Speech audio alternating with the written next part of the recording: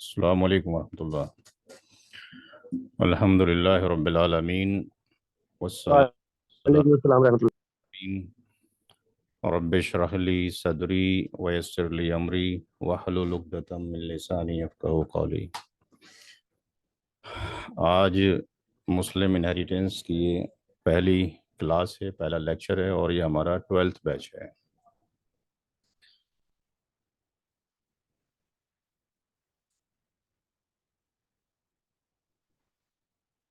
इस लेक्चर में जो डिस्कशन किया जाएगा तकसीम मिरास से रिलेटेड ही डिस्कशन किया जाएगा। जो भी क्वेश्चंस मौजूद हैं वो क्लास के बाद में इंशाल्लाह लिए जाएंगे लेक्चर को कंप्लीट करने के बाद।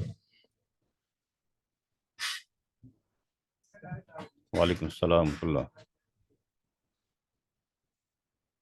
तकसीम मिरास का जो डिस्कशन है कुरान करीम में वो दो चीज़ों पर बेस्ड है।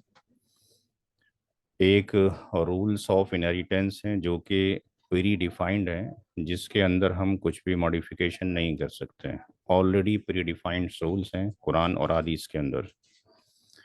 दूसरा चीज़ है कैलकुलेशन ऑफ इनहेरिटेंस, कैलकुलेशन कैसे की जाए।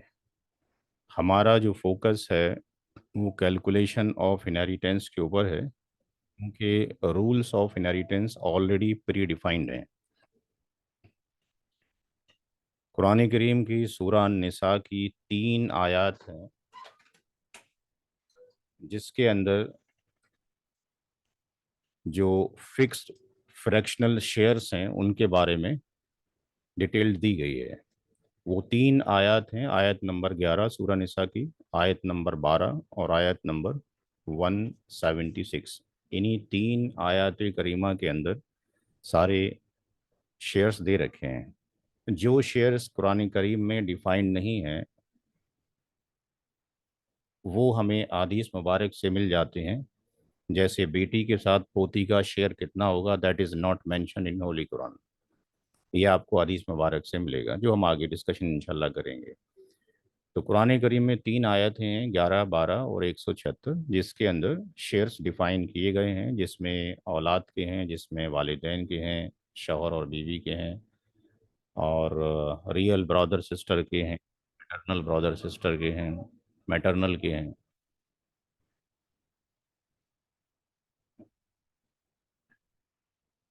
जो शेयर कुरान करीम में फिक्स्ड हैं, फिक्स फ्रैक्शनल शेयर, वो केवल इतने ही हैं: 1/2, 1/4, 1/8, 2/3, 1/3, 1/6। इसके अलावा 11, 12 और 176 जो तीनों आयत करीमा हैं, इनके अलावा किसी और शेयर का वहाँ पे डिस्कशन नहीं है। जो फिक्स फ्रैक्शनल शेयर की बात की जा रही है।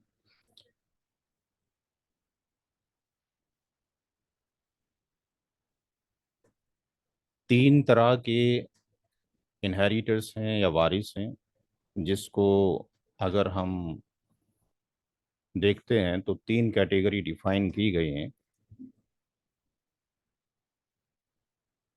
एक कैटेगरी का जो नाम है वो दिया गया है ज़बिल फ़रूज़ के नाम से, जिसको सिंप्लीफाइड लैंग्वेज में या कोर्ट की लैंग्वेज में आप शेयरर्स के नाम से जान सकते हैं या कुरानिक ईयर्स के नाम से जान सकते हैं। जो मदारिस के लोग हैं वो इस नाम से वाकिफ़ हैं, और कोर्ट या कचहरी के अंदर हम उनको इस नामों से याद करते हैं, या इसको प्राइमरी शेयरर भी कहा जाता है। सेकंड जो कैटेगरी डिफाइन की गई है वो है असाबात की, जिसको रेसिडुअरी या एग्नेटिक, जो कि वालिद की तरफ यानी जो को मेल एयर्स की तरफ जाता है। तीसरी जो कैटेगरी है वो ज़बिल अरहाम की है, जिसमें किंड्रेड या यूटेराइन ईयर्स आते हैं। तो हमारा जो फोकस रहेगा वो इस पर नहीं रहेगा पूरे कोर्स में। हम केवल इन दो पर डिस्कशन करेंगे, पहले और दूसरे पार्ट के ऊपर। अगर तीनों तरह के वारिस एग्जिस्ट करते हैं तो सबसे पहले शेयर इनको दिया जाता है। सही बुखारी की मल्टीपल टाइम्स हदीस है कि सबसे पहले उन लोगों को हिस्सा दे दिया जाए जिनके हिस्से फिक्स्ड हैं। यानी किसी का 1/2 है, किसी का 1/4 है, किसी का 1/6 है, किसी का 1/8 है। तो जिन लोगों के हिस्से फिक्स्ड हैं पहले उनको दिया जाएगा। उनसे जो बच जाएगा वो आसाबाद को जाएगा, रेसिडुअरी को जाएगा। अगर इन दोनों में से कोई भी एग्जिस्ट ना करता हो तो फिर जबिल अरहाम को जाता है तीसरी कैटेगरी के अंदर। तीसरी कैटेगरी के लोगों को तब तक हिस्सा नहीं मिलता। मैंने आपको एक किताब फॉरवर्ड की थी, मुस्लिम लॉज ऑफ इनहेरिटेंस, 2 दिन पहले, आज भी की थी, ताकि उसके अंदर थोड़ा सा अवेयरनेस आप ले सकें कि किसके अंदर क्या क्या आता है। बाकी डिस्कशन इंशाल्लाह पूरा कोर्स होगा 3 महीने का, उसमें किया जाएगा। 15 आई थिंक क्लासेस होंगी, 13 या 14 या 15 क्लासेस होंगी। तो जबिल अरहाम को तब जाता है जब दोनों category first and second exist ना करती हो। सबसे पहले इनको दिया जाता है, इसके बाद जो बचता है रेसिडुअरी ले जाते हैं, फिर तीसरे नंबर पे इनको जाता है अगर ये दोनों एग्जिस्ट ना करते हो। ये धीरे धीरे इंशाल्लाह समझ में आ जाएंगे कैलकुलेशन जब हम करेंगे तो। कुरानिक ईयर्स की बात अगर करते हैं तो इसमें 4 मेल हैं और 8 फीमेल का डिस्कशन आता है।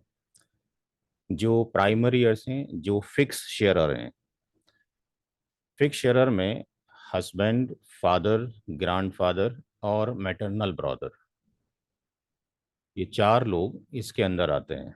और फीमेल में 8 लोग मौजूद हैं। वाइफ है, मदर है, डॉटर है, grand daughter, real sister, paternal sister, maternal sister, paternal grand mother और मैटरनल ग्रैंड मदर। स्कॉलर्स ने पैटर्नल ग्रैंड मदर और मैटरनल ग्रैंड मदर को एक ही कैटेगरी में रखा हुआ है, तो इसलिए ये फिर ये 1, 2, 3, 4, 5, 6, 7 और ये 8 के अंदर आ जाते हैं। तो पैटर्नल ग्रैंड मदर और मैटरनल ग्रैंड मदर का जो शेयर है, जो हम आगे पढ़ेंगे, 1/6 ही होता है, चाहे वो दोनों इकट्ठा हो जाएं या वो सेपरेट हों। अगर केवल पैटर्नल ग्रैंड मदर दादी मौजूद है तो भी उसको 1/6 मिलेगा, या सिर्फ नानी मौजूद है तो भी उसको 1/6 हिस्सा होगा। लेकिन जब दोनों ज्वाइन हो जाते हैं तब भी वो 1/6 में बराबर के ही शरीक होते हैं। ये रूल दिया गया था हजरत उमर रदी अल्लाह तआला अन्हु के थ्रू। तो ये प्राइमरी शेयर की लिस्ट है, पहले इनको दिया जाएगा, इनसे बच जाएगा तो रेसिड्यूरी को जाएगा। प्राइमरी शेयर्स के अंदर अगर हम देखते हैं तो यहाँ पे बेटे का डिस्कशन नहीं है। बेटा, पोता, पड़पोता वो सेकेंडरी ईयर्स के अंदर आता है, यानी आसाबाद के अंदर आता है। ये प्राइमरी ईयर्स की लिस्ट है टोटल। और सेकेंडरी जो आसाबाद हैं, यानी जो रेसिडुअरी हैं, रेसिडुअरी के अंदर ये 3 कैटेगरी डिफाइन की गई हैं। असबा बिगैरी, जिसको आप सिंपलीफाइड फॉर्म में समझ सकते हैं कि जब कभी भी औरत और आदमी, मैन एंड वुमन, आपके पास एग्जिस्ट करेगा, यानी बेटा बेटी के साथ हो, पोता पोती के साथ हो, सगा भाई सगी बहन के साथ और सौतेला भाई सौतेली बहन के साथ, ऐसी कैटेगरी को हम जब कैलकुलेशन करेंगे तो उसको शॉर्ट में लिखेंगे ABG, असबा बी गैरी।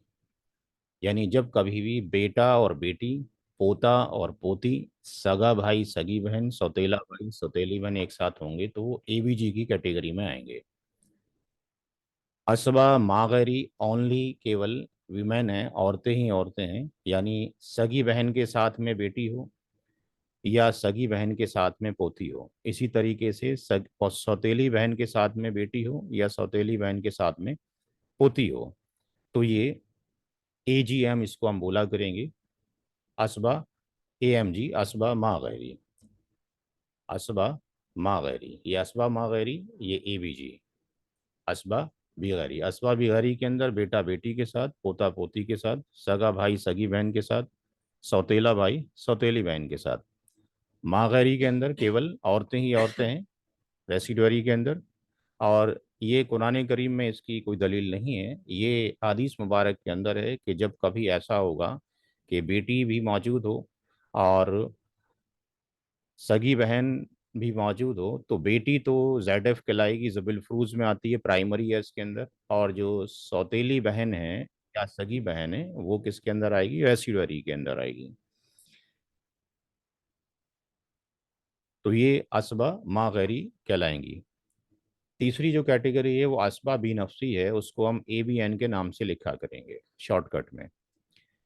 इसके अंदर चार कैटेगरी डिफाइन कर दी गई हैं, category number 1, category number 2, category number 3, और ये चार और भी हो सकती हैं, बट चार के अंदर हमारे केस जनरली शॉर्ट आउट हो जाते हैं। पहली कैटेगरी के अंदर बेटा, पोता और पड़पोता है। दूसरी कैटेगरी में बाप, दादा और परदादा है। तीसरी कैटेगरी के अंदर असबाबी नफसी की सगा भाई है, फिर सौतेला भाई, उसके बाद सगे भाई की औलाद, सौतेले भाई की औलाद, और लास्ट जो फोर्थ कैटेगरी है उसके अंदर सगे चचा हैं, सौतेले चचा हैं, सगे चचा की औलाद और सौतेले चचा की औलाद। ये सारे धीरे धीरे इंशाल्लाह 3 महीने के अंदर आप टिप्स हो जाएंगे, तो इसमें परेशान होने की ज़रूरत नहीं है। और दीनों युस्र, दीन आसान है तो इनहेरिटेंस भी आसान है, टफ नहीं है। अभी हम थोड़ी देर में देखते हैं कि आपको इंटरेस्ट आना शुरू हो जाएगा, क्योंकि कुछ टर्मिनोलॉजी है जो हमें यहाँ पे समझनी थी कि आगे हम जाएंगे तो किसको क्या कहेंगे। तो डिस्ट्रीब्यूशन ऑफ जो इनहेरिटेंस होना है वो कब होना है, वो मरने के बाद होना है। यहाँ पे एक जनाजा दिखाया गया है कि जब डेथ हो जाती है तभी डिस्ट्रीब्यूशन होना है। कुछ लोग कहते हैं कि हमने अपनी ज़िंदगी में ही अपनी प्रॉपर्टी जो डिस्ट्रीब्यूट कर दी है, यानी इनहेरिटेंस का डिस्ट्रीब्यूशन कर दिया है, that is the wrong concept. वो कॉन्सेप्ट ठीक नहीं है। इनहेरिटेंस को समझने से पहले तीन कन्फ्यूज़न हैं जो लोगों के बीच में हमने 7-8 साल में देखे अपने वर्क में, रिसर्च वर्क में, कि लोग मिक्स करते हैं तीन चीज़ों को, गिफ्ट को, इनहेरिटेंस को, और जो आपके पास विल है। तीन चीज़ों को मिक्स कर दिया जाता है, तो उसको मिक्स ना किया जाए, तीनों चीज़ें अलग अलग हैं। गिफ्ट क्या है, पहले गिफ्ट को देख लीजिए। तीन तरीके से प्रॉपर्टी जो है ट्रांसफ़र की जा सकती है। गिफ्ट के ज़रिए ट्रांसफ़र हो सकती है, विल के ज़रिए ट्रांसफ़र हो सकती है, और तरके के थ्रू ट्रांसफ़र हो सकती है। गिफ्ट को हम हिबा कहते हैं, और ये हिबा जो है आप अपनी ज़िंदगी में कर सकते हैं, और इसके लिए कोई टोकन मनी आप नहीं लेंगे, किसी भी तरह का कोई एक्सचेंज नहीं होगा। जब आप गिफ्ट किसी को कर रहे होंगे कि मैं आपको ये गिफ्ट पेन दे रहा हूँ, आप मुझे कॉपी दे दें, ऐसा कुछ नहीं होगा। गिफ्ट का मतलब है वन साइडेड, कि आप उसको ट्रांसफ़र कर रहे हैं और आपने उसको ऑनरशिप भी दे दी हो, सिर्फ मुंह जबानी ना किया गया हो। आज की डेट में जिस फेज़ में आप रहते हैं वहाँ पर ऑनरशिप का मतलब है कि डॉक्यूमेंटेड होना चाहिए। वर्बली कोर्ट नहीं मानती जनरली। तो आपने उसको मालिक बना दिया हो। अब ये प्रॉपर्टी आप चाहते हैं तो पूरा भी ट्रांसफ़र कर सकते हैं, कोई एक पार्ट भी ट्रांसफ़र कर सकते हैं। ये ब्लड ग्रुप को भी हो सकती है, नॉन ब्लड को भी हो सकती है, जिसको हम गिफ्ट बोल रहे हैं। लेकिन यहाँ पर एक कंडीशन एग्जिस्ट करती है कि अगर आप अपनी औलाद के बीच में गिफ्ट देना चाहते हैं तो वो गिफ्ट क्या होना चाहिए, इक्वल होना चाहिए। नुमान बिन बशीर रदी अल्लाह ताला अन्हु के तो हदीस है कि वो एक गुलाम को साथ में लेके जाते हैं, अपने बेटे को साथ में लेके जाते हैं, और अल्लाह के रसूल सल्लल्लाहु अलैहि वसल्लम को गवाह बनाना चाहते हैं कि मैं इस गुलाम को अपने बच्चे को देना चाहता हूँ। तो आपने फरमाया कि क्या ऐसा गुलाम आपने अपनी दूसरी औलाद को दिया है? तो उन्होंने कहा कि मैंने नहीं दिया है। तो आप सल्लल्लाहु अलैहि वसल्लम ने फरमाया कि फिर मैं जुल्म का गवाह नहीं बनूंगा। इससे स्कॉलर्स ने एक रूल ड्राइव किया है कि जब कभी भी अपनी औलाद के बीच में आप गिफ्ट करना चाहेंगे या हिबा करना चाहेंगे तो उनके बीच में इक्वल करना चाहिए, अनइक्वल नहीं करना चाहिए। बट कुछ स्कॉलर्स की राय ये है कि अनकंडीशनल भी किया जा सकता है, कि कोई औलाद जो है पढ़ लिख के आपकी ज़िंदगी में डॉक्टर इंजीनियर बन चुकी है, सेटल्ड हो चुकी है, और एक दूसरी औलाद है जो कभी 5वीं 6ठी क्लास में है, और आपकी हालत ये है कि आप कभी दुनिया से जा सकते हैं। तो दोनों बच्चों को बुला के काउंसलिंग किया जा सकता है और अनइक्वल किया जा सकता है। लेकिन मेजॉरिटी ये है कि अगर वो आप जो औलादें हैं वो वेल सेटल्ड हैं, तो उनके बीच में जो गिफ्ट का डिस्ट्रीब्यूशन होना चाहिए वो इक्वली होनी चाहिए। लड़के को भी बराबर होना चाहिए और लड़की को भी बराबर होना चाहिए जो आप अपनी ज़िंदगी में दे रहे हैं। यहाँ पर दो पॉइंट्स मेंशन किए गए हैं कि गिफ्ट जो है इस्लामिक विल के बराबर नहीं है, और न गिफ्ट जो है इनहेरिटेंस है। न गिफ्ट को हमें विल मानना है, न गिफ्ट को हमें इनहेरिटेंस मानना है। कुछ लोग गिफ्ट करते हैं तो एक तिहाई ही गिफ्ट कर दिया किसी को, तो वो गिफ्ट जो आप कर रहे हैं, गिफ्ट आप अपनी लाइफ में कर रहे हैं। विल, गिफ्ट के लिए कोई लिमिटेशन नहीं है। गिफ्ट पूरे प्रॉपर्टी की भी की जा सकती है, किसी पार्ट की भी की जा सकती है। लेकिन इस्लामिक विल के लिए कंडीशन एग्जिस्ट करती है जो अभी हम आगे देखेंगे। इस्लामिक विल के लिए जो कंडीशन एग्जिस्ट करती है वो ये एग्जिस्ट करती है कि इसमें प्रॉपर्टी का जो ट्रांसफ़र है वो आपकी डेथ के बाद होना है। बट ये विल आप अपनी ज़िंदगी में राइट करते हैं, लिखते हैं। अपनी ज़िंदगी में इस विल को आप लिखते हैं, लेकिन ये विल की एक लिमिट है कि हम एक तिहाई से ज़्यादा की विल नहीं कर सकते। लेकिन विल उनको नहीं की जा सकती जो आपके वारिस बनते हैं। ये नॉन वारिस को की जा सकती है, नॉन ईयर्स को की जा सकती है, अपनी उन वारिसों के लिए जिनको शरीयत ने हिस्सा दिया है या उनको हिस्सा मिल रहा है। तो जिनको शेयर्स मिल रहे हैं, फिक्स शेयर मिल रहे हैं या अनफिक्स शेयर मिल रहे हैं, जिनको हिस्सा मिल रहा है उनको वसीयत नहीं कर सकते। वसीयत जो है गैर वारिसों के लिए की जा सकती है, और वो एक तिहाई तक की उसकी लिमिट है। इसके लिए भी आपके पास मल्टीपल हदीस मौजूद हैं जिसको कि यहाँ से आप उसको वेरीफाई कर सकते हैं। ये इंटरनेशनल हदीस हैं जहाँ से आप बुखारी शरीफ, अबू दाऊद और मिशकात शरीफ में देख सकते हैं कि इसके अंदर जो हदीस हैं उसके अंदर क्या कहा गया है। तो एक तिहाई से ज़्यादा की हम वसीयत नहीं कर सकते नॉन एयर्स के लिए, यानी जो वारिसिन के अलावा हैं। लेकिन वारिसिन के लिए जो अब अमाउंट बचता है वो कितना बचता है, वन थर्ड अगर किसी ने कर दी है तो टू थर्ड बचता है जो कि वारिसिन के अंदर कैलकुलेशन किया जाएगा। यहाँ पर एक और कंफ्यूजन ये होता है, क्या पूरी ही जो टोटल प्रॉपर्टी अमाउंट बचा है क्या उसके ऊपर वसीयत की जाएगी। तो यहाँ पर लिखा हुआ है कि जो इस्लामिक विल है जिसको हम वन थर्ड कह रहे हैं वो पूरी स्टेट के ऊपर अप्लाई नहीं होती है।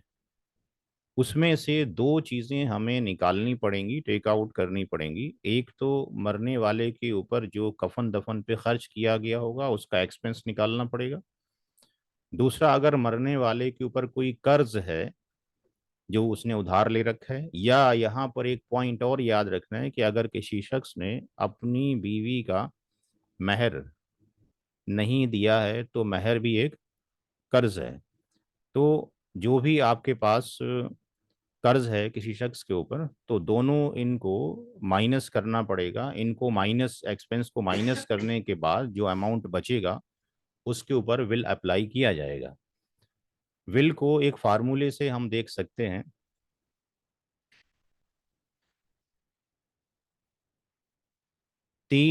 चार ड्यूटीज हैं जो हमें फुलफिल करनी पड़ती हैं जब कोई शख्स मर जाता है। सबसे पहला जो है वो है कफन दफन। दूसरे नंबर पर आपका जो पार्ट है वो है उसके ऊपर कर्ज की अदायगी। तीसरा नंबर आता है विल का, और चौथे नंबर पर आता है डिस्ट्रीब्यूशन ऑफ द इनहेरिटेंस, यानी तरका कैसे डिस्ट्रीब्यूट किया जाए।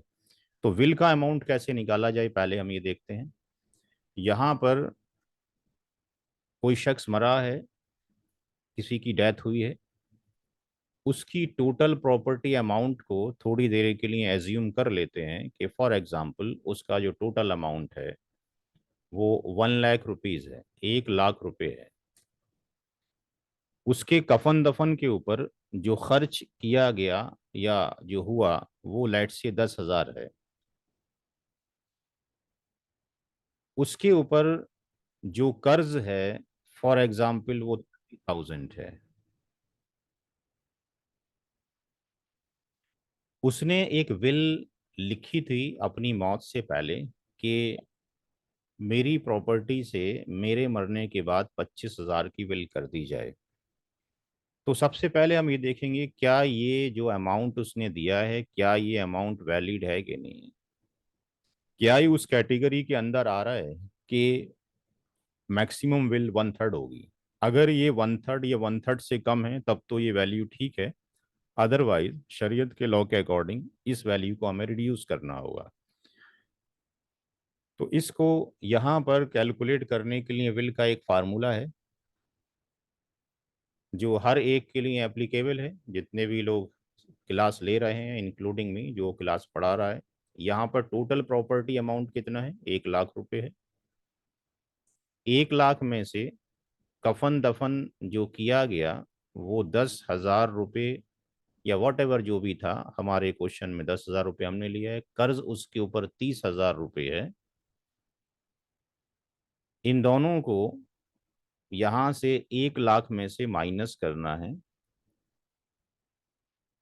तो ये जो अमाउंट है ये 40,000 आ गया। तो 1 लाख में से 40,000 को माइनस करेंगे, ये 60,000 आ जाएगा, 60,000 आ जाएगा। इसको अगर 3 करेंगे तो कितना हो गया ये, 20,000। तो जिस शख्स ने 1 लाख रुपए छोड़े थे, अगर उसके ऊपर कर्ज 30,000 का था, उसके कफन दफन पे 10,000 रुपये खर्च हुए, तो अकॉर्डिंग टू द इस्लामिक शरिया उसका जो मैक्सिमम वसीयत हो सकती है कितनी हो सकती है, 1/3 20,000 की हो सकती है। लेकिन यहाँ पर कितनी है, 25,000 आ रही है। इसका मतलब ये एप्लीकेबल नहीं है, इसको घटाकर 20,000 करना पड़ेगा। लेकिन स्कॉलर्स की राय ये है कि अगर मरने वाले के जो वारिस थे सारे वारिस इस बात पे एग्री हो जाएं कि 25,000 दिया जा सकता है तो फिर 25,000 हम दे सकते हैं। लेकिन वारिसिन में से किसी एक ने भी ये कहा कि जो लॉ है उसके अकॉर्डिंग जाना चाहिए, फिर हम 25,000 नहीं देंगे, फिर हम 20,000 देंगे। तो ये तीसरा जो अमाउंट था ये हमें कैलकुलेट करना ज़रूरी है वेरीफाई करने के लिए। ऐसा तो नहीं हो गया कि 1/3 से ज़्यादा बढ़ गया है। अगर 1/3 से ज़्यादा हो गया तो हम बियॉन्ड दी हदीस चले जाएंगे। चौथा इसका पार्ट था कि इनहेरिटेंस अमाउंट कैसे कैलकुलेट किया जाए। तो जिस तरीके से जो विल है 1 लाख पर अप्लाई नहीं होती, कफन दफन का खर्च और कर्ज को निकालने के बाद उस पर 1/3 1/3 अप्लाई होती है, सिमिलरली इनहेरिटेंस अमाउंट भी तरका जो है इस 1 लाख पे डिस्ट्रीब्यूशन नहीं होगा। तरके के लिए भी रूल्स है कि हमें 3 चीज़ों को वहां से माइनस करना पड़ेगा। तो इनहेरिटेंस जिसको कि आप मीरास बोल रहे हैं, वो जो ट्रांसफर ऑफ प्रॉपर्टी है वो आपकी मौत के बाद ही होगी। जिंदगी में इनहेरिटेंस डिस्ट्रीब्यूशन नहीं होता। वो जिंदगी में जो आप देते हैं वो गिफ्ट या हिबा कहलाता है। तो यहाँ पर जब कोई शख्स मर जाता है तो उसके पीछे जो उसके वारिसीन रह जाते हैं, ये उन लोगों के लिए ही एप्लीकेबल है। विल हम किसी को भी कर सकते थे, गिफ्ट हम किसी को भी दे सकते थे। विल किसी के लिए की जा सकती थी, गिफ्ट किसी को भी किया जा सकता था, लेकिन विल वारिसीन के लिए नहीं हो सकती थी।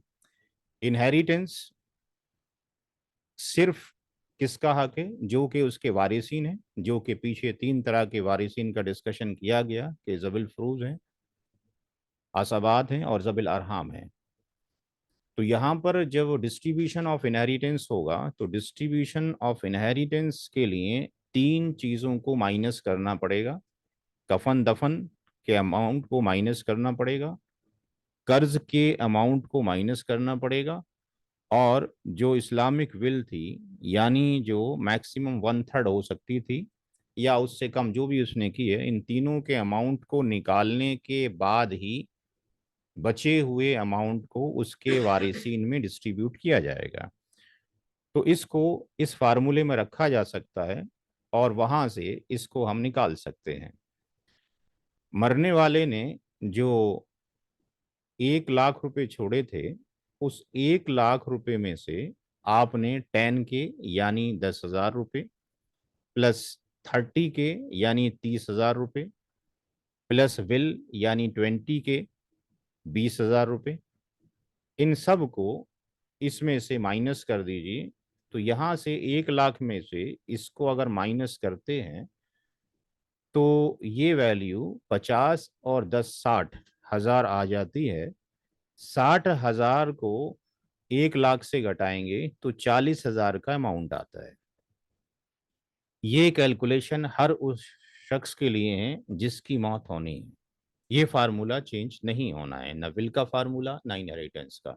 ये हम सबको निकालना आना चाहिए कि मेरी मौत हो जाती है, घर में किसी की मौत हो जाती है, हो सकता है कि चलो उसके ऊपर ये ना हो, कर्ज ना हो, ये जीरो हो, विल ना हो, ये जीरो हो, लेकिन कफन दफन पे तो कुछ एक्सपेंस होगा। या लेट से कफन दफन किसी ने औलाद ने कर दिया फॉर एग्जाम्पल, तो फिर उसकी पूरी प्रॉपर्टी पे हम ले सकते हैं 1 लाख रुपए के ऊपर। लेकिन अगर सारा एक्सपेंस उसी की ही जेब से किया जा रहा है मरने वाले की, तो ये तीनों एक्सपेंस की वैल्यूज को निकालना पड़ेगा। अकॉर्डिंग टू दी हमारा जो क्वेश्चन था उसके अकॉर्डिंग 1 लाख पे नहीं, 40 हजार वारिसीन के अंदर डिस्ट्रीब्यूशन किया जाएगा। तो 40 हजार रुपये कैसे डिस्ट्रीब्यूट होंगे, इसी पर मैंने 2015 से वर्कआउट किया है। 7 8 साल मुझे इस पर काम करते हो गया और क्लासेस लेते हो गया। तो कैसे 40,000 को डिस्ट्रीब्यूट किया जाए, एक केस स्टडी लेते हैं, वहां से इंशाल्लाह ये समझ आना शुरू हो जाएगा। यहाँ पर एक केस स्टडी है कि किसी शख्स की मौत हुई है, और जिसकी मौत हुई है वो हस्बैंड है। उसने अपने पीछे अपनी माँ को छोड़ा है, अपने वालिद साहब को छोड़ा है, अपनी बीवी को छोड़ा है, एक बेटा और एक बेटी को छोड़ा है। यहाँ पर जो इनहेरिटेंस अमाउंट जो हमने निकाला है आइए वो कितना है, 40 हजार है। तो 40 हजार को कैसे डिस्ट्रीब्यूट किया जाए इन सारे लोगों में। तो जो पीछे हमने डिस्कशन किया कि कुछ इसमें से प्राइमरी ईयर्स हैं, कुछ सेकेंडरी ईयर्स हैं। तो सबसे पहले जब कभी भी आप लोग, जब इंशाल्लाह इसको 2 3 महीने में सीख जाएंगे सारा, जब कभी भी मिराज से रिलेटेड कोई सवाल आएगा, तो जो भी शख्स सवाल करेगा उससे क्रॉस क्वेश्चन आपने ये करना है कि मरने वाले ने जो पीछे छोड़ा है उसमें उसने कुछ ही लोगों के नाम देता है, वो सब के नाम नहीं देता, वो सिर्फ अपनी अकॉर्डिंग नाम देता है। आपने ये पूछना है कि मरने वाले की क्या माँ थी, मरने वाले की क्या नानी थी, क्या दादी मौजूद थी, क्या दादा या वालिद साहब मौजूद थे, बेटे के साथ क्या पोता भी मौजूद था, सगी बहन मौजूद थी या सौतेली बहन मौजूद थी, अखयाफी। आपने उन सब का चार्ट उसको डिफाइन करना है, ताकि आप ये टिक कर सकें कि कौन कौन मौजूद है, क्योंकि किसी को मिलता है, किसी को किसी की मौजूदगी में नहीं मिलता है। तो यहाँ पर हमारे इस लिस्ट में केवल इतने ही अफराद मौजूद हैं जितने आपकी आंखों के सामने हैं। तो पहला जो सॉल्यूशन में स्टेप होगा, हर सवाल को सॉल्व करने के लिए हम 4 स्टेप यूज करते हैं। सॉल्यूशन के अंदर पहला जो हम स्टेप लेंगे वो स्टेप नंबर जो 1 है,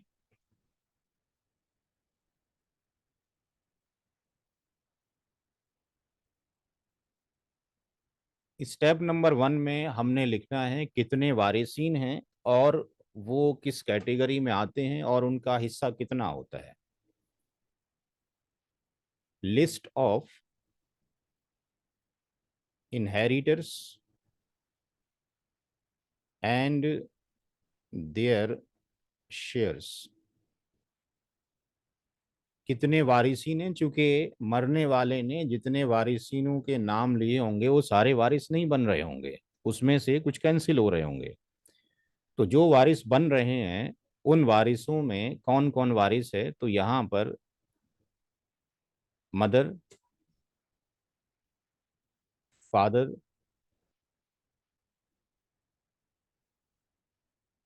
वाइफ। जब आपको ये आ जाएगा तो आपको फिर मुश्किल से 3 4 मिनट सॉल्व करने में लगा करेगा, क्योंकि एक तरीका बताया जा रहा है, क्योंकि सीखना है अभी आपने कैसे आ रहा है। सन और डॉटर, ये आपने उन लोगों के नाम लिख लिए जो मरने वाले ने छोड़ा है। अब कुरान करीम में सूरा अन-निसा की आयत नंबर 11, 12 और 176 में से कौन कहाँ पर लाई करता है? तो अगर मदर की बात करते हैं तो मदर हमेशा प्राइमरी एयर्स में आती है, जिसको ZF का मतलब जविल फ्रूज, यानी प्राइमरी एयर्स, ये प्राइमरी एयर्स के अंदर आती है वालिदा हमेशा। वालिद साहब औलाद की मौजूदगी में, औलाद में बेटा बेटी मौजूद है, ये भी जबुल फरूज है। वालिद साहब की खैर 3 कैटेगरी होती हैं जो आगे डिस्कशन करेंगे। वाइफ भी यहाँ पर ZF है, जबुल फरूज है, इसको हमेशा हिस्सा मिलता है। वालिद साहब को भी हमेशा हिस्सा मिलता है, माँ को भी हमेशा हिस्सा मिलता है, वाइफ को भी हमेशा हिस्सा मिलता है। वाइफ का हिस्सा औलाद की मौजूदगी में 1/8 है। ये कहाँ पे लिखा हुआ है? ये सूरा अन-निसा की आयत नंबर 12 में लिखा हुआ है, 4:12 के अंदर। वलकुम निस्फु मा तरका से जो आयत शुरू होती है। माँ का हिस्सा कहाँ लिखा हुआ है?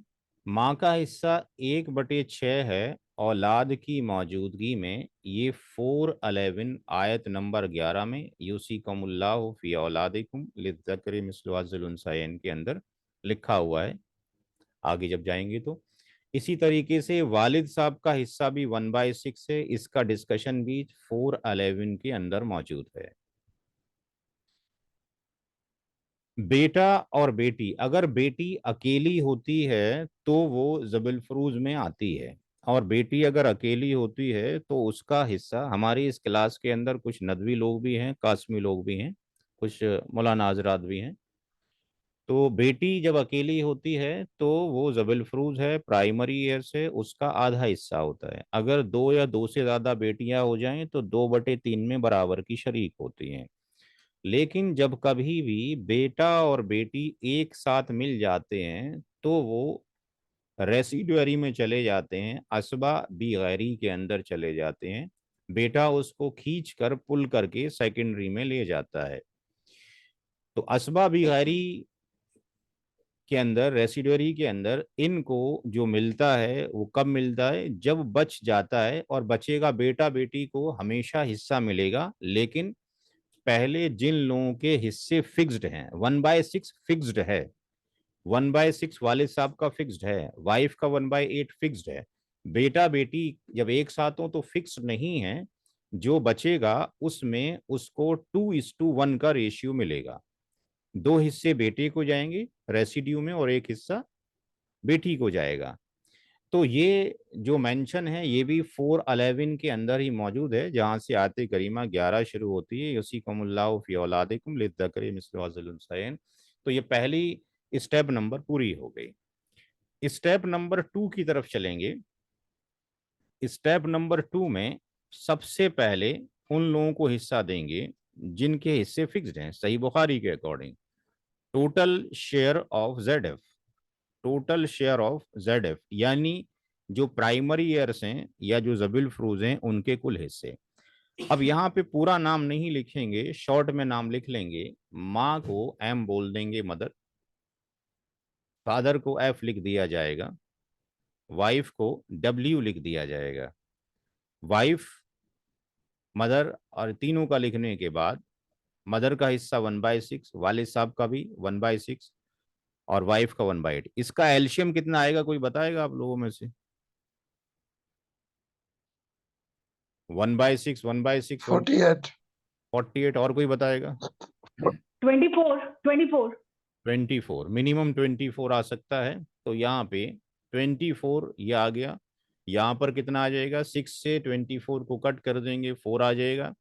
ये 4 आ जाएगा, और 8 से करेंगे ये 3 आ जाएगा। माइक बंद कर लें, किसी का माइक ऑन है प्लीज। तो 4, 4, 8 और 3 कितना हो गया? 11 ऑब्लिक कितना हो गया? 24। तो 11/24 मरने वाले के तरके में से, मरने वाले के तरके में से 11/24 चला गया मदर को, फादर को, वाइफ को। आई थिंक यहाँ तक सबका क्लियर है? यहाँ तक कोई डाउट है जो सॉल्यूशन हमने किया है अभी? स्टेप नंबर 1 और 2 में किसी का कोई डाउट? Any doubt? अनवर साहब, ये जो आप एलसीएम 24 निकाल रहे हैं, तो इसको परसेंटेज के हिसाब से भी तो कर सकते हैं, इंटू 100। नहीं, वो करेंगे, देखें बाद में करेंगे, सारी चीजें शॉर्टकट हैं सारी, फिलहाल ये सीख लिए, चूंकि अगर काउंटिंग नंबर में लेके आते हैं तो आसानी है समझना, क्योंकि परसेंटेज थोड़ी देर के लिए तो आप समझ लेंगे परसेंटेज को कि साहब 12.5% है, 25% है। जब घर में कई मौतें हो जाएंगी एक के बाद दीगर मौतें हो जाएंगी, तो जब मैं कहूंगा कि 2.375% है, तो फिर आप क्या समझेंगे जाके, फिर मसला खड़ा हो जाएगा। ठीक है ना, तो बेटर इज दैट कि पहले हम इसको इसमें निकालना सीख लें काउंटिंग नंबर के अंदर। जब काउंटिंग नंबर में निकालना आ जाए तो परसेंटेज की भी बारी आएगी, उसमें भी इंशाल्लाह डिस्कशन करेंगे। तो फिलहाल जैसे जैसे कुरान करीम में लिखा हुआ है 1/6 हिस्सा इसका है, 1/6 इसका हिस्सा है, क्योंकि लेमैन लैंग्वेज में जो गांव का देहाती है उसको अगर आप ये कहें कि साहब 2.5% तुम्हारा है, तो वो नहीं समझेगा। अगर उसको कहोगे छठा हिस्सा तुम्हारा है तो समझ जाएगा, आठवां हिस्सा तुम्हारा है तो समझ जाएगा। अब अगर बेटा बेटी का अगर निकालेंगे तो आप उसको इस तरीके से डिफाइन नहीं कर सकते, छठा हिस्सा और ये हिस्सा, वहां की कुछ और ही हिस्से आने वाले हैं अभी। तो स्टेप नंबर 3 में देखते हैं क्या होता है। स्टेप नंबर 3 की तरफ चलते हैं। स्टेप नंबर 3 में ले चलें। जो लोग नोट कर रहे हैं ठीक है, अदरवाइज वीडियो से नोट करेंगे। शेयर ऑफ असबा बिगैरी ही यानी रेसिडी, हमने इन टर्मिनोलॉजी को साथ में यूं रखा है ताकि ये भी भूल ना जाए, ये भी याद रखें। असबा बिगैरी का मतलब ये जब बेटा बेटी एक साथ होंगे, पोता पोती, सगा भाई सगी बहन, सौतेला भाई सौतेली बहन, तो उसको एबीजी के नाम से याद करेंगे। अब इसको करने के लिए 5 स्टेप हमारे पास हैं। सबसे पहले share left for, share left for बचा है सन एंड डॉटर के लिए, यानी आर हम कैलकुलेट कर रहे हैं। तो पूरा जो तर्का है वो क्या है, होल है। According to the fractional mathematic, जो फ्रैक्शन क्या है, पार्ट ऑफ ए होल है। तो पूरे में से घटा दिया जाए total share of Z F, total share of Z F. जब आपको निकालना आ जाएगा तो इतनी देर नहीं लगनी, 2-3 मिनट में आंसर निकाल लिया करेंगे। अब ये आपको सिखाया जा रहा है पूरे तरके में से, यानी एक तरके में से 11/24 को माइनस कर दिए, 11/24 को माइनस कर दीजिए। इसको जब माइनस करेंगे तो ये 24 आ जाएगा, ये 24 - 11 हो जाएगा, यानी बेटा और बेटी के लिए 13/24 बचा है, 13/24 बचा है। अब यहां पर आयत नंबर 11 ये कहती है कि जो मेल है उसका हिस्सा 2 है और जो फीमेल है औलाद में उसका हिस्सा 1 है, जिसको कि निस्बत कहा जाता है। तो यहाँ पे निस्बत को रेशियो बोलेंगे, ratio of son and daughter, ratio of son and daughter. तो रेशियो ऑफ जो सन एंड डॉटर है, यानी वो S:D है, यानी वो 2:1 है। ये बेटा और बेटी की निस्बत है। तीसरा स्टेप लेंगे इसका, स्टेप नंबर 3 का C point, addition of ratio, यानी बेटा और बेटी की निस्बतों का जोड़, एडिशन ऑफ रेशियो। तो एडिशन ऑफ जो रेशियो है वो S+D आप कर देंगे, 2+1 कर देंगे, यानी 3 कर देंगे, यानी 13/24 जो बचा है उसके 3 हिस्से किए जाएंगे। Step number, point number D के अंदर हम निकालेंगे शेयर ऑफ सन। इस फार्मूले पे थोड़ा फोकस करना है, क्योंकि ये फार्मूला बेटा बेटी के लिए भी अप्लाई होगा, पोता पोता पोता पोती के लिए भी अप्लाई होगा, सगा भाई सगी बहन, सौतेला भाई सौतेली बहन, ये सब पर एप्लीकेबल है ये फार्मूला जो लिखा जा रहा है। R multiplied by ratio of sun, चूंकि सन की बात की जा रही है तो रेशियो ऑफ सन हो जाएगा, पोते की बात की जाएगी तो रेशियो ऑफ ग्रांड सन हो जाएगा, सगा भाई की बात की जाएगी तो रेशियो ऑफ रियल ब्रदर हो जाएगा। तो रेशियो ऑफ सन और नीचे addition of ratio, addition of ratio. तो अगर इसमें उसको रखा जाए, आर की वैल्यू कितनी आई है, 13/24। बेटे का रेशियो कितना है, 2। और एडिशन ऑफ रेशियो कितना है? 3। इसको सिंप्लीफाई करें, कितना आएगा? इसको काटने पीटने के बाद कितना आएगा जी भाई? 13/24, 2/, 13 13 13 बटे 36। 13/36। 36। 2 से ये कट जाएगा, 12 आ जाएगा, 12×3 = 36। तो लड़के का हिस्सा, बेटे का हिस्सा, बाप की जो डेथ हुई, हस्बैंड की जो डेथ हुई है, हस्बैंड ने जो छोड़ा है यहाँ पे, यानी ये जो हस्बैंड है आपके पास, इन बच्चों का आपके पास ये क्या हो गया? वालिद हो गया। तो इसने जो छोड़ा है उसमें से 13/36 किसको जा रहा है? बेटे को जा रहा है। अब बेटी को कितना जाएगा? तो यहां पर उसके ई पार्ट में आ जाइए, शेयर ऑफ डॉटर। तो शेयर ऑफ डॉटर में are multiplied by ratio of कितना हो जाएगा? डॉटर हो जाएगा, रेशियो ऑफ डॉटर हो जाएगा। और नीचे क्या हो जाएगा? एडिशन ऑफ रेशियो हो जाएगा। तो यहां पर जब आप इसकी वैल्यू को पुट करेंगे तो 13/24 तो बचा हुआ माल था, रेसिड्यू। बेटी की निस्बत 1 है और निस्बतों का जोड़ 3 है। ये कितना हो जाएगा? 13/72 हो जाएगा। 24 72। ये स्टेप नंबर 4 हो गया। स्टेप नंबर 3 हो गया। स्टेप नंबर 4 पे आइए। स्टेप नंबर 4 पे आइए। Total shares of all inheritors. हमारे पास जो प्री डिफाइंड शेयर थे उसमें मदर, फादर और वाइफ, 3 लोगों के शेयर थे। मदर, फादर और वाइफ। सन का हमने निकाला और डॉटर का हमने निकाला।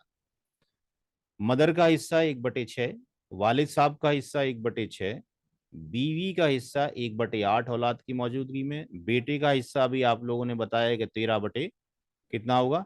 36 होगा, जो कि यहाँ पे निकाला गया। और जो डॉटर है उसका हिस्सा 13/72 होगा। तो इसका एल्शियम कितना आ जाएगा? 72 आ जाएगा।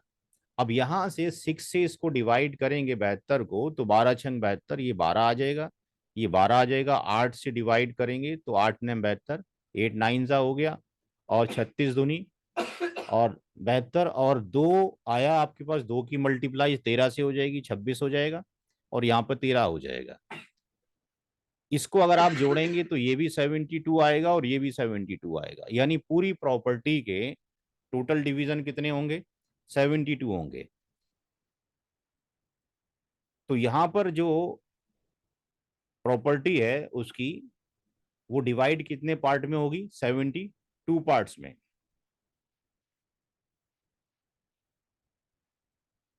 तो डिवीजन ऑफ जो इनहेरिटेंस हो रहा है उसके कितने पार्ट बन रहे हैं? 72 पार्ट्स बन रहे हैं। और 72 पार्ट्स में से कितने पार्ट मदर को जा रहे हैं? 12 हिस्से माँ को जा रहे हैं। फादर को भी 12 हिस्से जा रहे हैं। वाइफ को 9 हिस्से जा रहे हैं। सन को 26 हिस्से जा रहे हैं। और डॉटर को 13 हिस्से जा रहे हैं। अब हमारे पास रुपए कितने थे? 40,000 रुपए थे। लास्ट स्टेप, जो 40,000 रुपए थे, उस 40,000 रुपए को डिवाइड करना है इन लोगों के बीच में। आखिरी स्टेप है सवाल का। स्टेप नंबर 5 के अंदर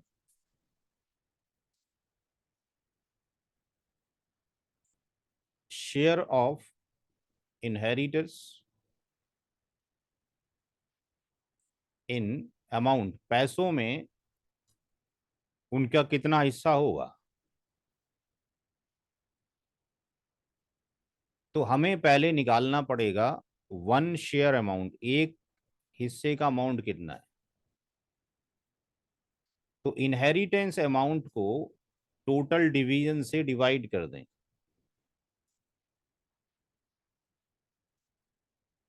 40,000 रुपए हमारे पास थे, 72 से डिवाइड करेंगे। आप लोगों में से कोई भी कैलकुलेटर खोल लें अपना। 72 से डिवाइड कर दें 40,000 को, एक हिस्सा कितने का आया है, कोई बताएगा?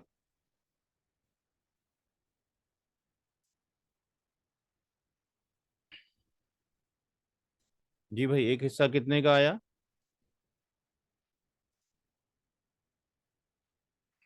सारे लोग इंतजार ही कर रहे हैं क्या? 555.55. 555.555। अब यस सर। यहाँ पर जो मदर है, मदर को कितने हिस्से दिए जा रहे हैं? 12 हिस्से दिए जा रहे हैं। 12 की मल्टीप्लाइड अगर इससे कर दी जाए तो कितनी वैल्यू आती है माँ की, निकालें।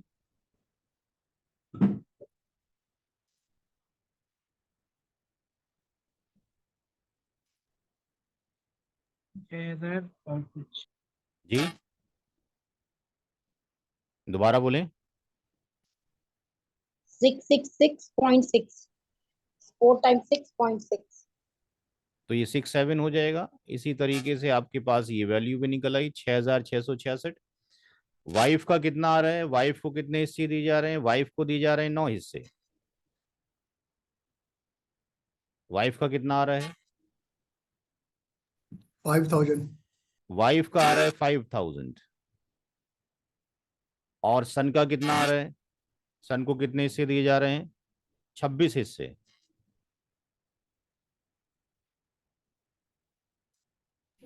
14,444.44। और डॉटर के कितने आ रहे हैं?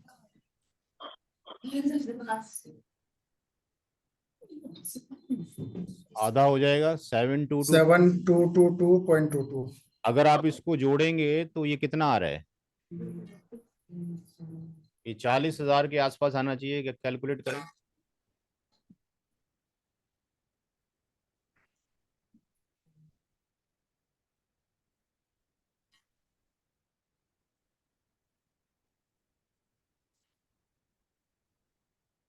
जी कितना आ रहा है?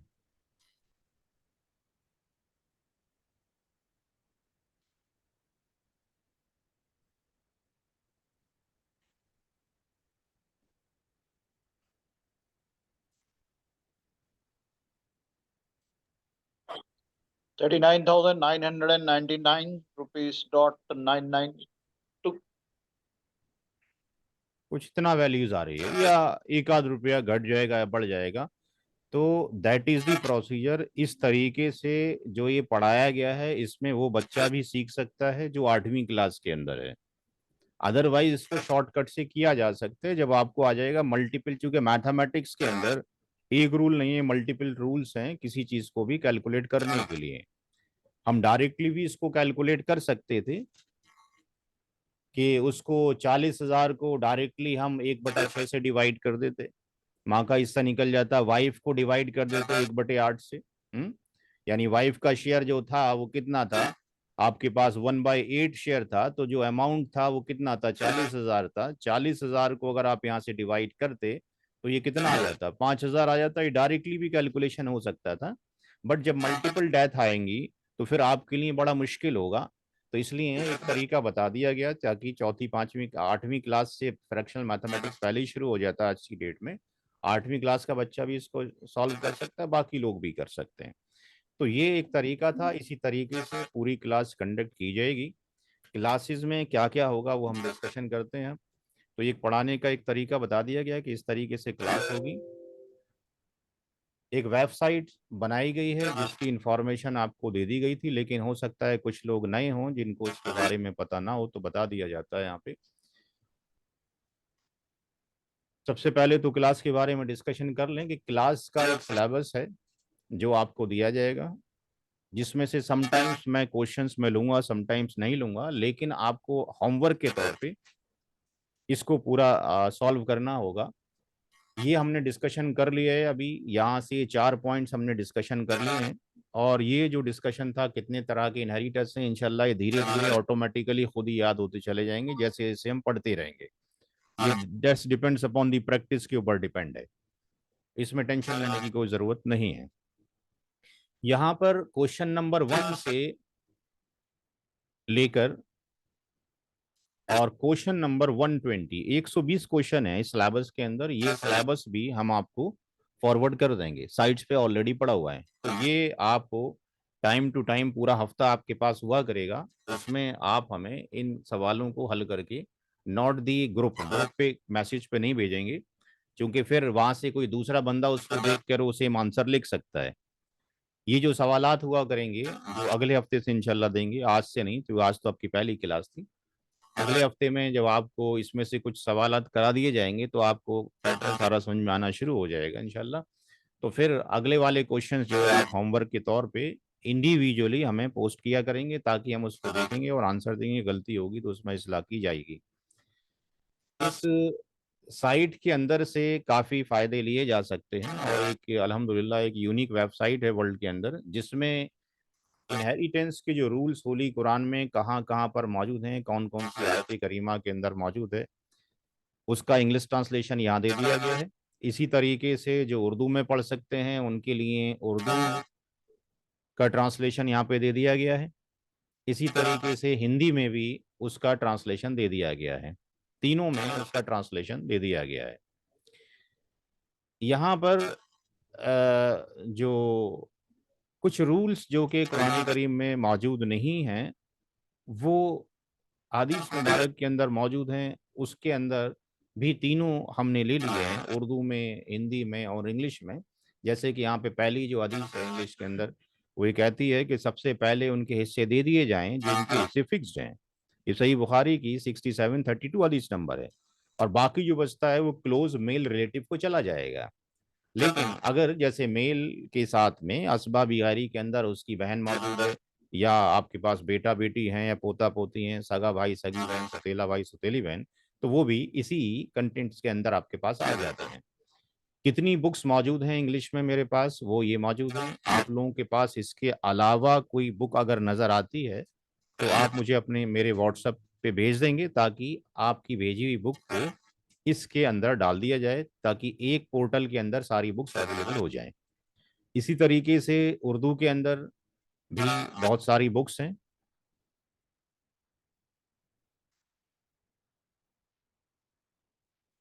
ये उर्दू की बुक्स हैं सारी की सारी।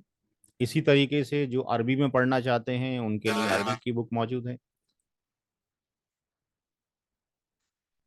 तो रिक्वेस्ट सबसे यही है कि जो भी किताब इनहेरिटेंस से रिलेटेड मिलती है वो आप भेज दें। उसको देखने के बाद यहाँ पोस्ट कर दिया जाएगा। यहाँ पर मैंने कुछ फ्लो चार्ट्स बनाए हैं, जिसके अंदर जो है हमने कंप्यूटराइज जो फ्लो चार्ट्स हैं, जो लोग कंप्यूटर से वाकिफ हैं उनको मालूम हुआ कि इसके थ्रू आसानी से हम कैलकुलेशन समझ सकते हैं। तो इसको आप प्रिंट आउट करा के किसी को गिफ्ट भी कर सकते हैं, A4 साइज के अंदर, A3 साइज के अंदर। और एक अच्छा गिफ्ट होगा लोगों के लिए, जिसमें आसानी से समझा जा सकता है। इसमें वो टर्मिनोलॉजीज हटा दी गई हैं कि जबल फरूज किसको कहेंगे, असबाबी गारी कौन होगा, असबाबी नफसी कौन सा होगा।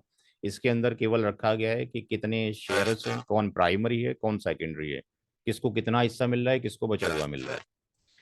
यहाँ पर वीडियोस दिए गए हैं उन स्कॉलर्स के जिन्होंने थ्योरिटिकल लेक्चर्स दिए हैं, जिसको भी आप सुनना पसंद करते हैं।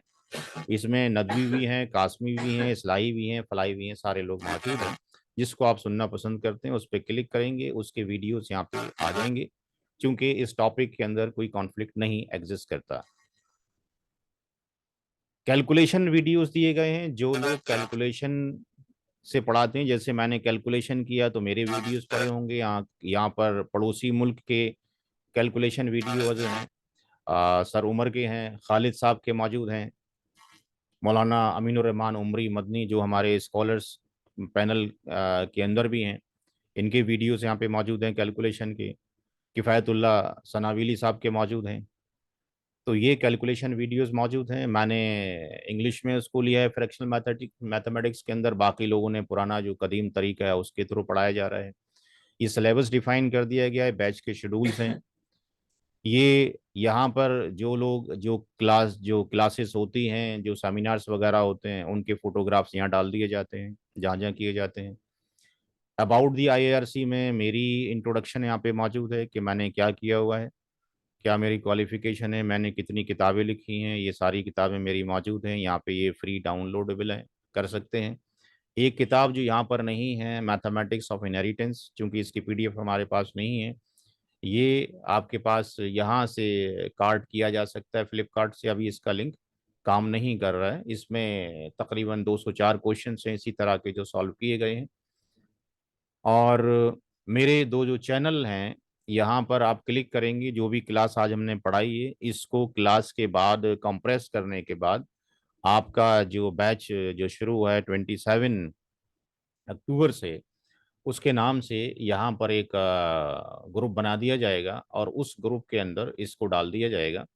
तो यहाँ पर जो पिछला बैच था वो जो शुरू हुआ था, ये उसके वीडियोस हैं आपके पास, यहीं पर ही आपका आ जाएगा। यहाँ पर 11 अगस्त से शुरू हुआ था आपका मुस्लिम इनहेरिटेंस के नाम से, 27 आपके पास अक्टूबर से आ जाएगा। और जब भी क्लास होगी उसका जो लिंक है आपके ग्रुप में शेयर उसको कर दिया जाएगा। यहाँ पर हमने दो कैलकुलेटर्स भी लिए हैं, बट रिक्वेस्ट ये है कि अभी कैलकुलेटर का इस्तेमाल अगर करेंगे तो फिर जो हम मैनुअली कैलकुलेशन कर रहे हैं आप उस पर फोकस नहीं करेंगे।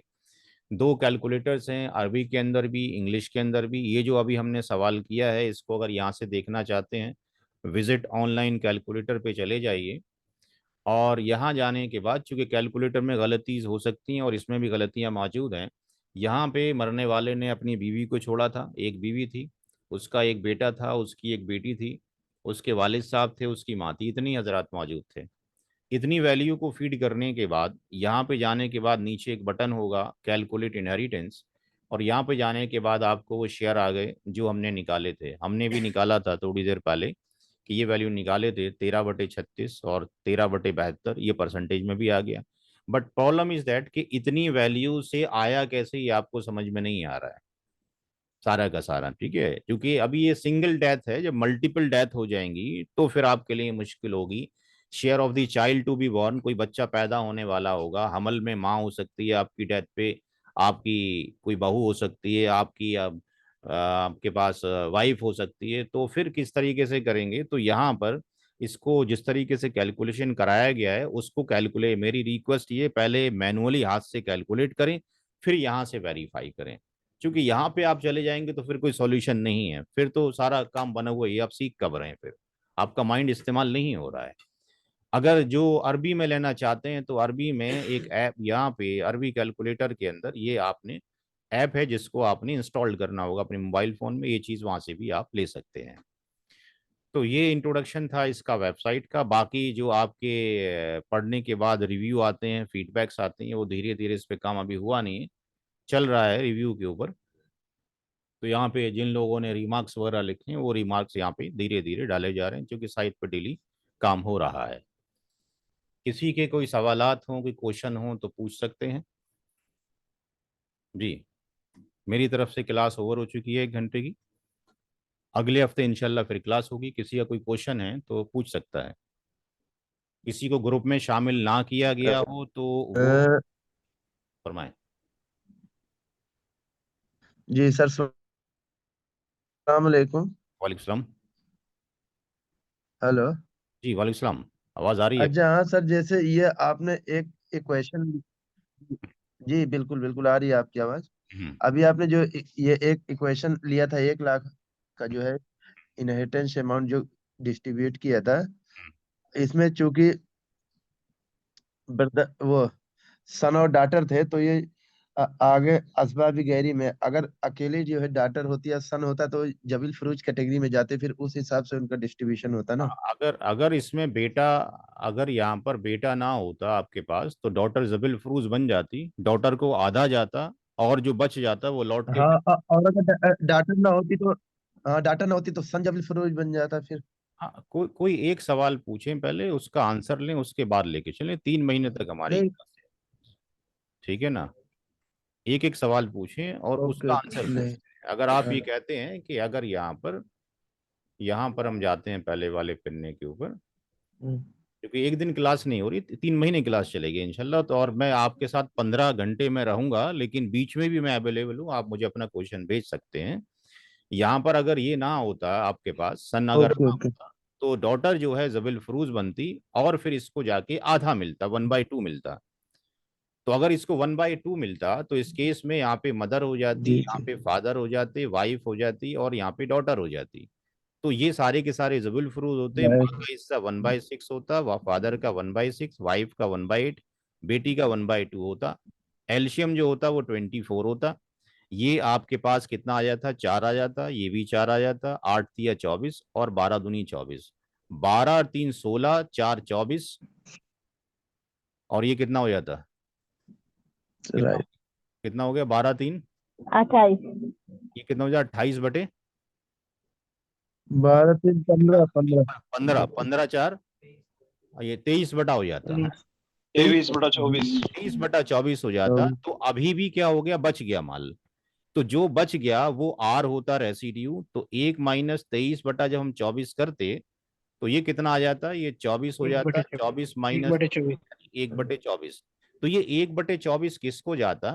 तो ये जो जाता बेसिकली जब औलाद में बेटियां हों तो वालिद साहब की जो कैटेगरी है वो 2 कैटेगरी होती हैं। वालिद साहब असबा भी नफसी ही भी बनते हैं और जबिल फरूज भी बनते हैं।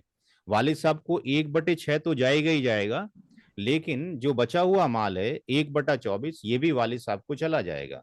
तो वालिद साहब का जो टोटल हिस्सा हो जाएगा वो 1/6 हो जाएगा प्लस 1/24 हो जाएगा। तो ये आपके पास 24 हो जाएगा, ये 4 हो जाएगा, ये 1 हो जाएगा। यानी वालिद साहब का हिस्सा अब वो नहीं रहा जो 1/6 था, अब वालिद साहब का हिस्सा 5/24 हो जाएगा। तो इंशाल्लाह ये जितने भी केसेस हैं, जितने भी क्वेश्चंस हैं, उन्हीं क्वेश्चंस को ध्यान में रखते हुए 120 क्वेश्चन डिजाइन किए गए हैं, जिसमें आपका किसी भी तरह का कोई क्वेश्चन एग्जिस्ट नहीं करेगा जो छूट जाए। सब इंशाल्लाह हो जाएंगे। और किसी का कोई सवाल है भाई? इंशाल्लाह इंशाल्लाह। किसी का कोई क्वेश्चन जो आज पढ़ाया गया है, जो आज पढ़ाया गया है और समझ ना आया हो? अस्सलाम वालेकुम रहमतुल्लाहि व बरकातहू। सर स्टार्टिंग में आपने जो कहा था कि टोटल मीरास में से जो कर्ज है वो निकाल दिया जाएगा, जिसमें आपने महर का भी जिक्र किया था। जी तो कुछ ऐसे लोग हैं जो बेरूनी हैं, कोई दोस्त अहबाब हैं, पड़ोसी हैं या कोई जान पहचान के, उनका कुछ कर्ज है लेकिन महर भी एक कर्ज है। तो क्या इसमें महर को फौकियत दी जाएगी कि पहले महर और बाद में बाहर वालों का कर्ज, या महर और बाहर वालों का कर्ज दोनों एक बराबर ही हो? दोनों में देखिए, कोई अहमियत का हामिल होगा या नहीं होगा? देखिए इस तरह के क्वेश्चंस के लिए हमने जो स्कॉलर्स का पैनल बनाया, क्योंकि मेरा जो एक्सपर्टीज है वो एक पार्ट के अंदर है कि मैं कैसे कैलकुलेशन को सिंप्लीफाई वे में आप लोगों को सिखा सकूं। इसके लिए हमने इस्लामिक स्कॉलर्स का पैनल रखा है। तो इस तरह के क्वेश्चंस के लिए वॉइस रिकॉर्डिंग में या उर्दू टेक्स्ट में, नॉट इन इंग्लिश के अंदर, क्योंकि majority of the scholars Urdu को प्रीफर करते हैं। डॉक्टर रजील इस्लाम नदवी हैं, जमात इस्लामी हिंद से बिलोंग करते हैं, ये मिराज के एक्सपर्ट हैं। मौलाना अबू खालिद समीउल्लाह फैजी साहब, इनको 52 ईयर्स का एक्सपीरियंस है। इनकी किताब भी ज़ख़ीम किताबें मौजूद हैं। मौलाना ताहिर मदनी हैं, ये जामिअतुल फलाह के अंदर पढ़ाते हैं। इनको 40 ईयर से सराजी के टीचर हैं। ये मौलाना मुफ्ती रईस अहमद खां कासमी भोपाली साहब, ये ताजुल मसाजिद जो कि भोपाल में है, 35 साल इन्होंने वहाँ पर पढ़ाया है और अभी इफ्ता के आपके पास वहाँ पर हेड हैं ये। और ये मौलाना बेंगलोर के अंदर हैं, अबू यासिर, जिनको मैंने अभी वीडियो दिखाया था, उमरी मदनी साहब, ये भी मिराज के एक्सपर्ट हैं।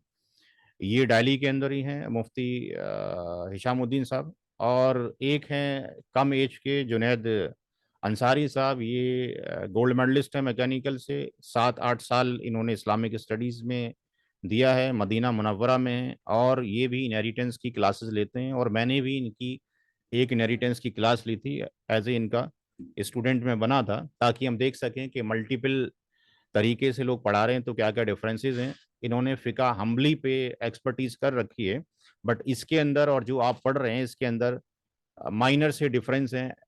एक्सट्रीम लेवल पे जाके लोअर लेवल पे कोई भी डिफरेंस एग्जिस्ट नहीं करता है।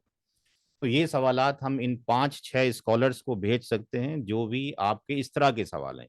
मैं कैलकुलेशन बेस का आंसर दे सकता हूं कि कैलकुलेशंस जो किया जाए वो कैसे किया जाएगा, कैसे उसको आसान बनाया जाए।